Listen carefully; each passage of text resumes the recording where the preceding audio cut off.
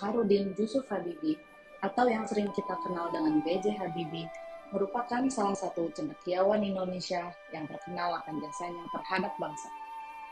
Sebagai salah satu negarawan paling berpengaruh yang dimiliki oleh bangsa Indonesia, peran penting B.J. Habibie dalam membangun bangsa Indonesia tercermin dalam 7 poin nilai-nilai berakhlak.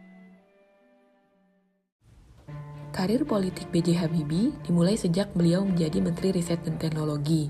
Beliau menunjukkan dedikasinya dalam memberikan pelayanan terbaik bagi negara, hingga karir beliau mulai menanjak menjadi Wakil Presiden Republik Indonesia dan Presiden ketiga Republik Indonesia.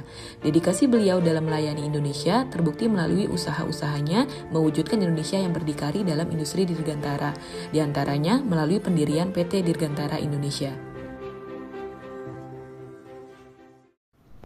Walaupun menjadi presiden di saat kondisi negara sedang tidak stabil, baik secara politik, ekonomi, maupun sosial, dengan penuh tanggung jawab dan integritas tinggi, beliau berusaha menyelesaikan krisis ekonomi dan menstabilkan kondisi Indonesia dengan memprakarsai Bank Indonesia yang independen dan menyelenggarakan pemilu demokratis pertama tahun 1999.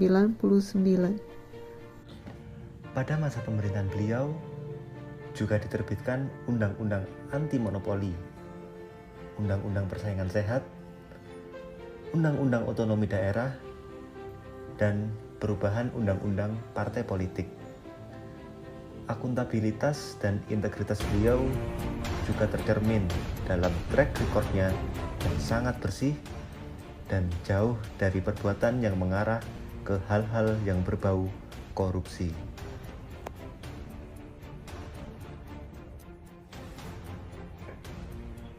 B.J. Habibie adalah bapak teknologi Indonesia yang visioner. Beliau terus belajar, berkarya, dan berinovasi tiada henti demi kemajuan teknologi Indonesia, khususnya di bidang aviasi.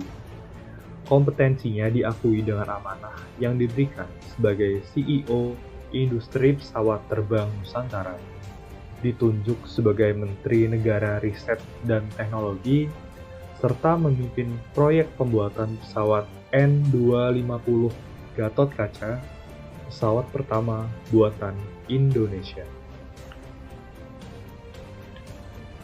Menilik ke belakang pada masa kepemimpinannya, Bapak Habibie mengeluarkan instruksi Presiden untuk menghapuskan kata pribumi dan non-pribumi sebagai bentuk perlawanan terhadap rasisme. Hal ini menjadi awal dari dijunjung tingginya prinsip kesetaraan dalam pemberian pelayanan publik bagi seluruh warga negara Indonesia tanpa memandang suku, agama, ras, maupun golongan. Nasionalisme yang tinggi mendorong beliau untuk kembali ke Indonesia dan meninggalkan prestis dan posisinya di Jerman.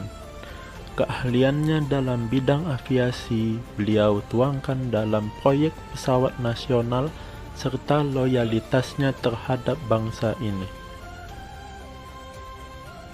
Sebagai seseorang yang tidak memiliki latar belakang politik, beliau sangat cepat menyesuaikan diri ketika diberikan amanah untuk mengemban tugas sebagai menteri, wakil presiden, dan presiden.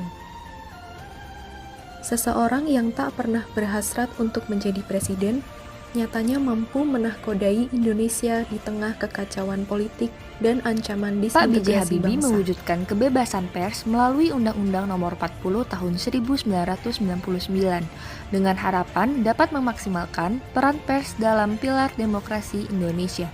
Setelah tidak menjadi presiden lagi, Bapak B.J. Habibie juga masih aktif memberikan gagasan dan masukan kepada Presiden Indonesia yang menjabat pada saat itu. Beliau merupakan tokoh yang konsisten menerapkan perilaku berakhlak yang membawa semangat kebangsaan dan perubahan bagi Indonesia.